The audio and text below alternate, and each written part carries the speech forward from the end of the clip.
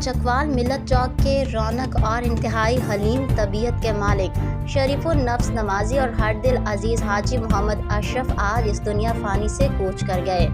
مرحوم حاجی محمد اشرف حاجی کامران ڈاکٹر حاجی ارشد محمد عمران اور محمد عرفان کے والد تھے۔ ملت چوک کو شروع میں انہوں نے اور پروفیسر لالا قدیر احمد نے انجم اسٹریٹ سے ابتدا کی اور اپنے گھروں کو بنا کر آباد کیا تھا۔ انہوں نے انتہائی محنت سے اپنے بچوں کو روزگار بنا کر دیا اور ہر فرض شناس والد کی طرح اولاد کے حقوق پورے کیے۔